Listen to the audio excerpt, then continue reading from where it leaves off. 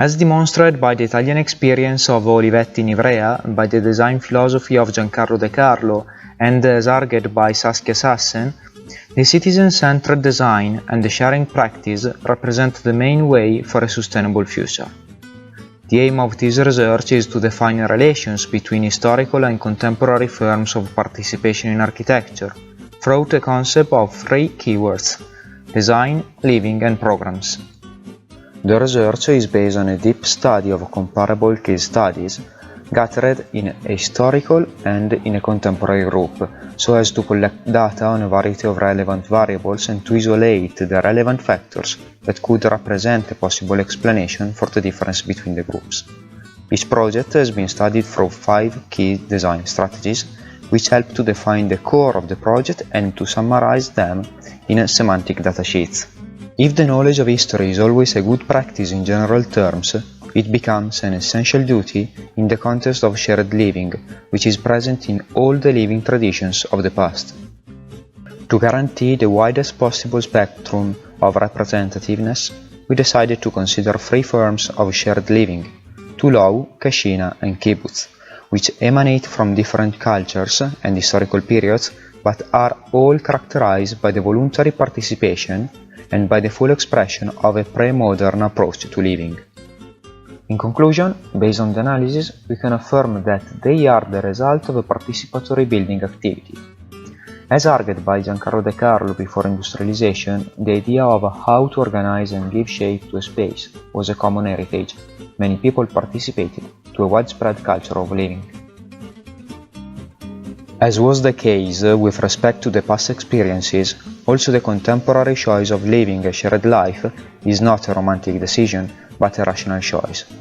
For the selection of the 30 projects that constitute the contemporary group, and from which the first conclusion derive, it was decided to represent the broadest possible series of cases in terms of geographical distribution, reasons, dimension, and environmental and social context.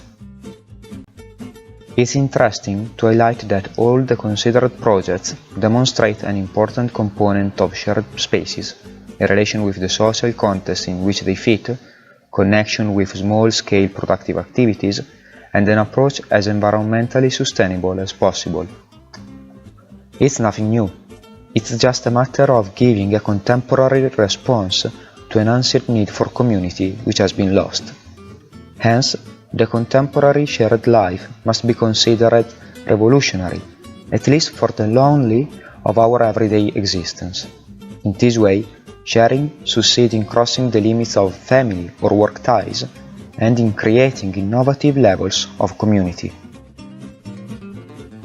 Considerations arising from the study of the individual projects have made it possible to define the common characteristic of the two groups, describing them again through the 5 key design strategy, which represents the range of variables characteristic within the 2 cases, and which characterize the internal dynamic of the single groups.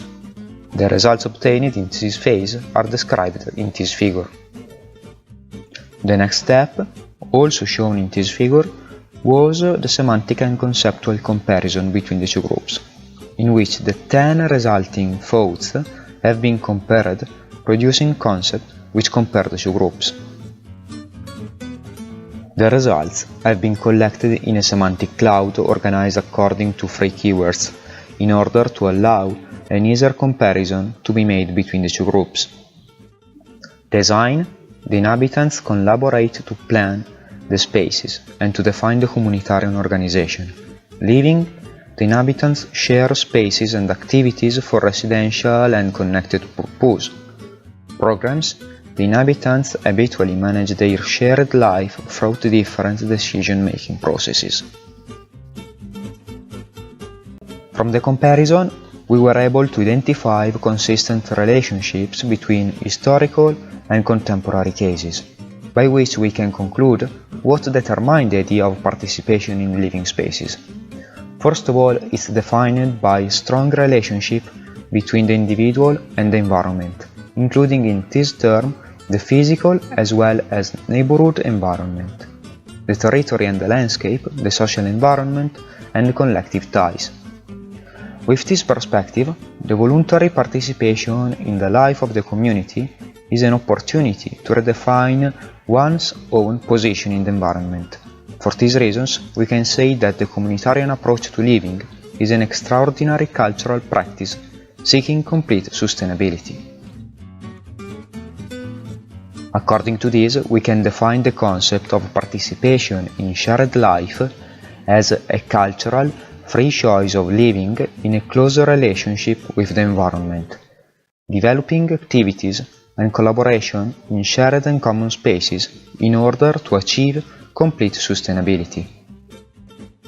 It's interesting to underline that, in addition to these concepts, which are shared between the two groups, other concepts are specific to just one group. In particular, we can highlight how some of these concepts are typical just of past experiences because they answer to specific features of the past, or because they have not yet been incorporated into the design of the contemporary realities in terms of best practices. On the contrary, some features are present only in contemporary experiences because they meet the specific needs of the contemporary world, for example, environmental sustainability. This consideration could provide the basis for further researches to investigate the evolution of shared living, highlighting the elements of change.